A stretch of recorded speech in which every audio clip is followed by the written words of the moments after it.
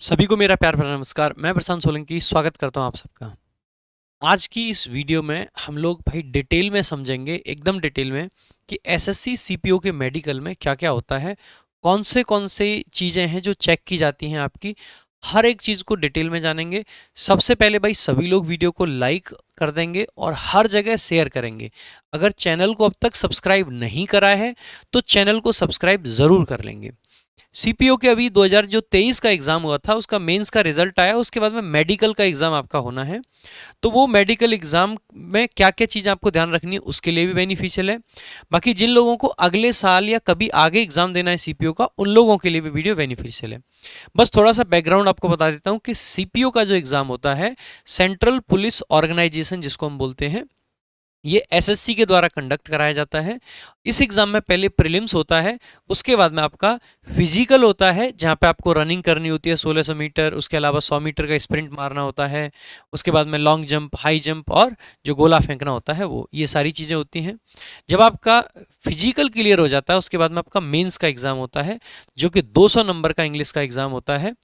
और उसमें सारे के सारे क्वेश्चंस क्योंकि इंग्लिश के ही हैं, 200 क्वेश्चंस आपके आते हैं, तो इंग्लिश का बहुत बड़ा रोल वहाँ पे रहता है। सीपीओ के लिए हमने अलग अलग स्ट्रेटजीज, अलग अलग वीडियोज़ के माध्यम से आपको बहुत सारी चीज़ें पढ़ा रखी हैं। बाकी आप सारी चीज़ें फॉलो करते रहें जैसे जैसे आपको बताया गया है।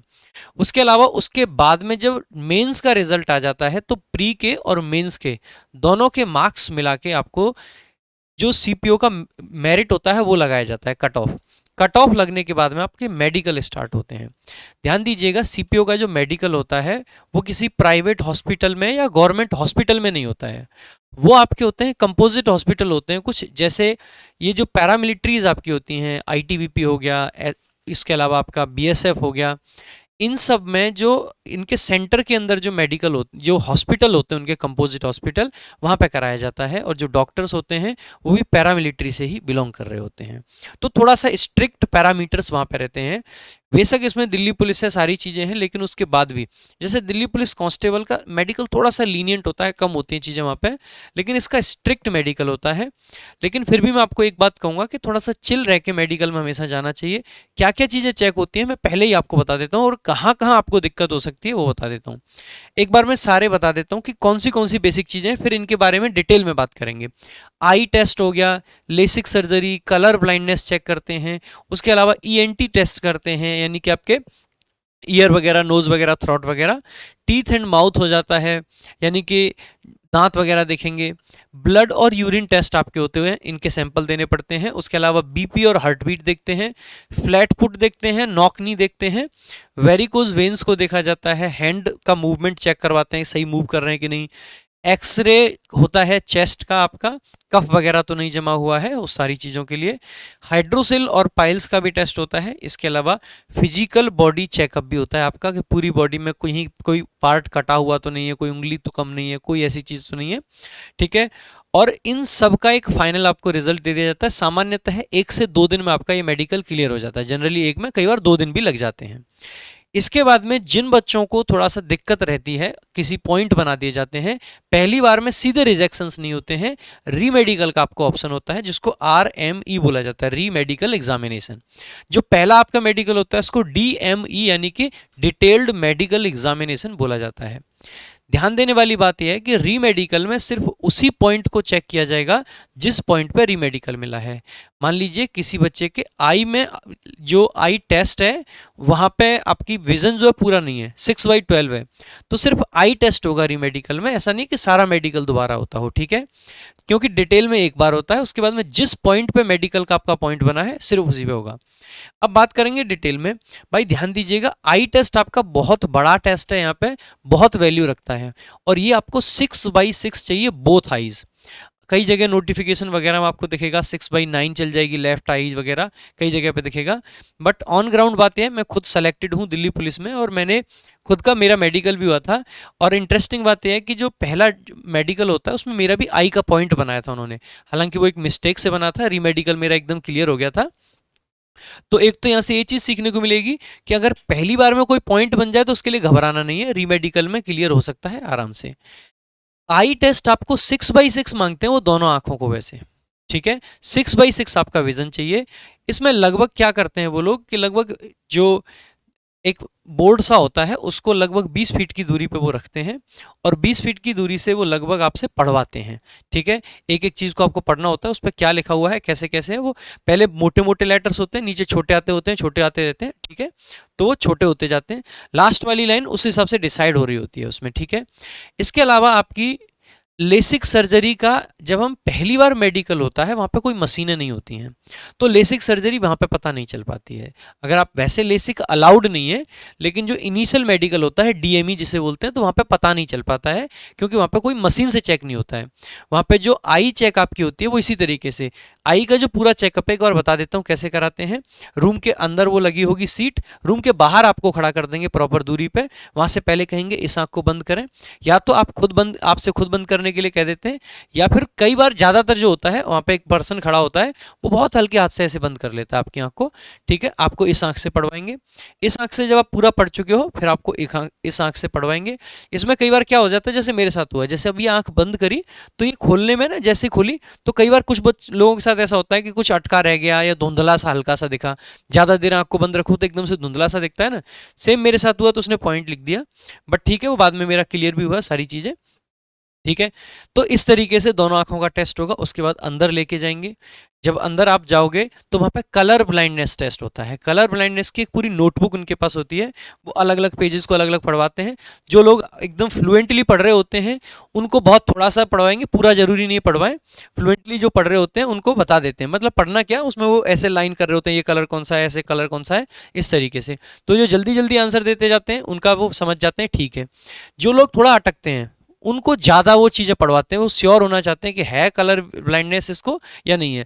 कलर ब्लाइंडनेस में एक्चुअली में कलर में डिफरेंस करना कुछ लोगों के लिए मुश्किल हो जाता है। ठीक है, उसके अलावा फिर उसके बाद में जैसे दूर की दृष्टि उन्होंने चेक कर ली बाहर से पढ़वा के, फिर एक एक एक छोटा सा डायरी का वो देंगे, वो पास से पढ़वाएंगे, तो पास से पढ़वाने का होता है। उसके अलावा एक टॉर्च होती है, उससे आपकी आंख को ऐसे करके वो मोतियाबिंद शायद चेक करते हैं, इस टाइप से ऐसे खोल के वो चेक किया जाता है।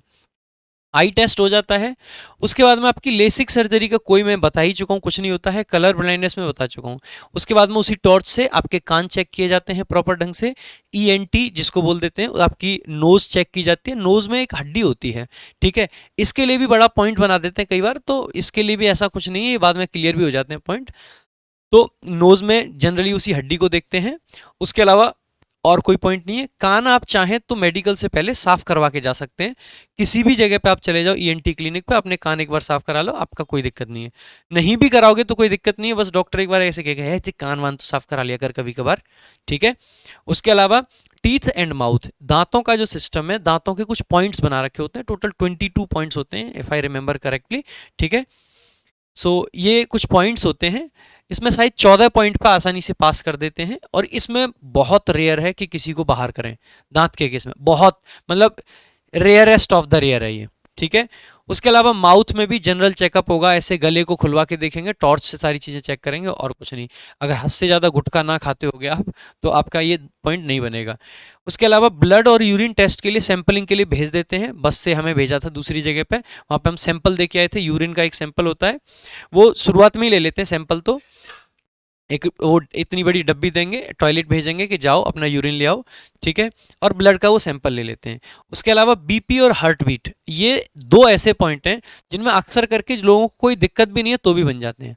कई बार क्या होता है कि आप जब मेडिकल में डॉक्टर के सामने जाओगे तो थोड़ा सा ना दिल में धक धक सा होने लगता है, और वो धक धकी क्या है, आपका बीपी को बढ़ा देता है, हार्ट बीट को बढ़ा देता है। तो यहाँ पे अक्सर करके आपको मिल जाता है रीमेडिकल के लिए पॉइंट कि यार इसका बीपी ज़्यादा है, या इसका बीपी या हार्ट बीट दोनों ज़्यादा हैं, या सिर्फ हार्ट बीट ज़्यादा है, ऐसे पॉइंट मिल जाते हैं। तो इनसे डरने की भी ज़रूरत नहीं है, और सबसे पहले चिल होने की ज़रूरत है। मैं एक सलाह ज़रूर दूंगा कि ज़्यादा टैबलेट वगैरह ना खाएं, क्योंकि जो टैबलेट होती है मेरे भाई, टैबलेट सामान्यतः उस बीपी को कंट्रोल करती हैं, जैसे किसी का रेगुलरली बीपी हाई रहता है, हाई बीपी है उसको कंट्रोल कर लेगी टैबलेट, लेकिन जो वहाँ पे आपका बीपी का पॉइंट बनता है ना, वो हाई बीपी है ही नहीं। वो जो इंस्टेंटली आपके अंदर एक जो फियर सा पैदा होता है ना, अरे मेरा टेस्ट है, वो उस वजह से होता है, उस पर टैबलेट काम नहीं कर रही होती है। तो टैबलेट वैबलेट लेने की जरूरत नहीं है। अगर आप चिल रहोगे, खाना पीना बढ़िया से खा के जाओगे, बढ़िया से रहोगे, तो बीपी और इसका पॉइंट नहीं बनेगा आपका, ठीक है। उसके अलावा चेक किया जाता है कि किसी के फ्लैट फुट तो नहीं है, तो इसके अलावा फ्लैट फुट और नॉक नी चेक करते हैं। फ्लैट फुट में क्या होता है, सिंपल सा चेकअप कर लेते हैं, पानी में पैर को ऐसे गीला करवाएंगे, ऐसे टिकवाएंगे, ठीक है। और बीच में जो है वो स्पेस होनी चाहिए। कई बार कुछ बच्चों का ना एकदम फ्लैट होता है तो वो नहीं चलता है, अगर थोड़ा सा भी स्पेस है चल जाएगा, कोई दिक्कत नहीं है। यानी जैसे ये जो पैर का शेप है ना थोड़ा ऐसे होता है ना, ये बीच में थोड़ा सा भी अगर गड्ढा है कोई दिक्कत, एकदम फ्लैट नहीं होना चाहिए, वहाँ पे दिक्कत होती है। नॉक नी में वो ऐसे करके आप खड़े होगे, सबसे पहले खड़े होके चेक करवाएंगे, खड़े हैं और आपकी एड़ियों को मिलवाएंगे, एड़ियाँ मिलाने के बाद वो ऐसे चेक करेंगे। अगर इनफैक्ट अगर वो जो स्केल होता है ना वो भी आसानी से निकल जाता है पैरों के बीच से तो दिक्कत नहीं आएगी। बहुत ज़्यादा नहीं, इतना गैप कर लेना, पता चले इतना गैप कर लिया वो कह रहा भाई ये पैर ही टेढ़े तेरे तो है ना, वो नहीं करना है। दूसरा, सिर्फ छोटी सी अगर स्पेस है तो कोई दिक्कत नहीं आएगी। कई बार फिर अगर थोड़ा सा उनको डाउट होता है तो वो एक काम और करते हैं, बैठ के भी चेक करवाते हैं। ऐसे करके बिठा लेंगे पीछे, मतलब आप ऐसे लेट बैठ जाइए सीधे, जैसे लेटना होता है ना तो बस कमर से ऊपर उठ जाइए, बैठ जाइए और आगे एड़ियाँ मिलवाएंगे और फिर घुटनों में गैप चेक करेंगे। इस तरीके से आपका नॉक-नी का चेक होता है। नॉक-नी कोई बड़ा पॉइंट, मतलब कई बार बच्चों को डर रहता है, बहुत सारे लोगों को इसका लगता है, लेकिन इससे डरने की जरूरत नहीं। मान लीजिए दिक्कत थोड़ी बहुत हैवी, कुछ टाइम आप अपने पैरों में तकिया लगा के सोएं, उससे काफ़ी एक्चुअल में फ़ायदा रहता है, क्योंकि थोड़ी सी हैबिट भी हो जाती है कि वो अलग रहते हैं, ठीक है। तो तकिया अगर बार बार आप लगा के सोते रहोगे तो उससे डेफिनेटली बेनिफिट आपको होगा ही होगा, ठीक है। उसके अलावा आप पाओगे वेरिकोज वेन्स होती हैं। वेरिकोज वेन्स वो होती हैं जैसे जो नसें हैं ना ये एकदम बाहर निकली होती हैं कुछ लोगों की। अच्छा, कुछ लोगों को इसमें भी डर लगता है, क्योंकि जैसे अब मैं हूं, मैं अगर ध्यान से देखूं तो नसें तो मेरी भी दिख रही हैं। भाई नसें दिखना वेरिकोज वेन्स नहीं होता है, उसमें कोई दिक्कत नहीं है। नसें तो सबकी दिखेंगी, हैं तो दिख रही हैं भाई, ये थोड़ी ना बिना नसों के हम, तो उसकी दिक्कत नहीं होती है। दिक्कत कहाँ पे आती है, दिक्कत होती है जब ये नसें बहुत फूल के आ जाती है ना, वहां पे तो वेरिकोज वेन्स से भी डरने की जरूरत नहीं है, ऐसा कुछ नहीं है, ये भी चीज़ें नॉर्मल हैं। हैंड मूवमेंट को चेक करवाएंगे, ऐसे करो, ये करो, ये करो, ये सब ऐसे करके हाथ करवाएंगे, फिर देखेंगे टेढ़ा तो नहीं है, ये तो नहीं है। बहुत ज़्यादा टेढ़ा हो तो अलग बात है, नहीं तो नॉर्मली इसमें भी कोई पॉइंट ऐसा खास बनेगा नहीं आपका। उसके अलावा चेस्ट का एक्सरे कराते हैं, कफ वफ तो नहीं जमा है, बहुत ज़्यादा सिगरेट वगैरह तो नहीं फूंक के आ रहा है, कहीं नशेड़ी आ गया हो यहाँ पे, है ना। सो वो सारी चीज़ें देखने के लिए। उसके अलावा हाइड्रोसिल और पाइल्स का टेस्ट होता है, ठीक है। फैक्ट की बात यह है कि जब मेडिकल हो रहा होता है, मतलब बहुत सारे बच्चों को इस पर हंसी भी आती है, अच्छा ऐसा होता है, वहाँ पे मतलब निर्वस्त्र कर देते हैं आपको, एकदम सारे कपड़े आपके निकाल देते हैं, एक एक कपड़ा, फिर वहाँ पे ये सारे टेस्ट होते हैं, हाइड्रोसिल वगैरह, पाइल्स वगैरह। इनमें भी बहुत बहुत रेयर ऐसा होता है कि किसी को पॉइंट मिले, रेयर है भाई ये, ठीक है। पाइल्स के लिए हमेशा ध्यान रखें, अगर मेडिकल वगैरह है तो कुछ टाइम पहले से, जो अगले साल के लिए बच्चे देख रहे हैं उनके लिए खास करके सजेशन, जितने कम मिर्च मसाले खा सकते हैं उतना कम खाइए। मसाले और फास्ट फूड एकदम बंद कर दीजिए, कोई दिक्कत इसमें नहीं रहेगी आपको, ठीक है। हाइड्रोसिल वगैरह में भी ये दोनों पॉइंट ऐसे हैं, इन पर बात करने में भी शर्म आती है लोगों को। ये तो पता नहीं मेरे अंदर से कहाँ से हिम्मत आ रही है कि मैं आराम से बता पा रहा हूँ इन दोनों पॉइंट्स के बारे में। थोड़ा सा लोग बचते हैं इन चीज़ों से बात करने से, और लोगों को लगता है पता नहीं कि ये कोई बीमारी हो गई हमें या क्या है, नहीं बात कर पाते हैं, ठीक है। मैं लेकिन खुल के बता दूं आपको, इनमें ऐसी कोई दिक्कत नहीं आती है, ठीक है। सो टेस्टिकल्स के साइज को लेके लोगों को रहता है छोटे बड़े साइज, सारी चीज़ों का भय अपने मन से एकदम निकाल दीजिए, ठीक है। छोटा बहुत, थोड़ा बहुत अगर टेस्टिकल्स के साइज में डिफरेंस रहता है वो नॉर्मल है, उसमें कोई दिक्कत आपको 1% नहीं आने वाली है, ठीक है। और ना ही आपको पाइल्स में कोई दिक्कत आएगी, जो मैं बता रहा हूँ मिर्च मसाले वगैरह कुछ भी नहीं खाना है आपको। उसके अलावा फिजिकल बॉडी चेकअप होता है। एक चीज़ और ध्यान देंगे, आई टेस्ट जहाँ पे जो हो रहा होता है इसमें आपके जो चश्मे हैं वो अलाउड नहीं होते हैं, अगर चश्मा आप लगाते हैं वो अलाउड नहीं है, और वहाँ पे बताने तो बिल्कुल मत लग जाना, है ना। तो चश्मे आपके अलाउड नहीं है 1% भी, बिना चश्मे की ये सारी चीज़ें। तो ये आपका पूरा मेडिकल का प्रोसीजर है, मैंने हर एक चीज़ पे खुल के बात करी है। अगर फिर भी आपको कोई भी डाउट रह जाता है तो आप इस वीडियो के कमेंट बॉक्स में पूछ सकते हैं मुझे, मैं खुद आपके सभी डाउट्स का आंसर दूंगा। जिस भी पॉइंट पे आपको मान लीजिए कहा जाता है कि ये आपकी गड़बड़ है, उस पॉइंट के लिए आप सरकारी हॉस्पिटल से जो पहले प्रोसीजर था, अगर जल्दी में करते हैं तो आजकल तो अगले दिन ही रीमेडिकल करने लग गए हैं, लेकिन अगर नॉर्मल प्रोसीजर देखा जाए तो नॉर्मल प्रोसीजर ये रहता है कि आज मेडिकल अगर हुआ है तो 15 दिन का टाइम देते हैं, 20 दिन का टाइम देते हैं लगभग, कि आप किसी सरकारी हॉस्पिटल से जाएं, चेकअप कराएं और फिर वहाँ पर लिखवाएं डॉक्टर से कि हाँ भाई इसके दिक्कत नहीं है। फिर उसको रिप्रेजेंटेशन को एक एड्रेस होता है उस पर भेजें, बाई पोस्ट भेजें, वो वहाँ पोस्ट पे जाएगा, फिर आपकी रीमेडिकल की कॉल आएगी, फिर आपको रीमेडिकल रीमेडिकल के लिए एक सेंटर मिलेगा और वहाँ पे आपका रीमेडिकल होगा। पहले ऐसे होता था, लेकिन लास्ट टाइम जो है बहुत जल्दी जल्दी में करे तो अगले ही दिन रीमेडिकल करा लिए थे। ठीक है, तो वो डिपेंड करेगा कि एग्जाम का प्रोसेस किस टाइप से चल रहा होता है उस पर। अभी बहुत जल्दी में है, सरकार रोजगार मेले लगा रही है तो वो जल्दी जल्दी कर देते हैं। बाकी अब की बार मुझे लगता है नॉर्मल प्रोसीजर आपका चल सकता है। तो ये था ऑल अबाउट आपका पूरे के पूरे मेडिकल के बारे में। भाई इसी प्रकार की बहुत सारी वीडियोस हम अपने चैनल पर डालते रहते हैं, तो चैनल को सब्सक्राइब जरूर कर लें, बेल आइकन दबाएं और वीडियो को ज़्यादा से ज़्यादा शेयर करें। कोई भी शंका आपके मन में है कमेंट बॉक्स में पूछ लें, मैं खुद आपको आंसर करूंगा। आज के लिए रखेंगे सिर्फ इतना ही। Thank you so much. जय हिंद, जय भारत।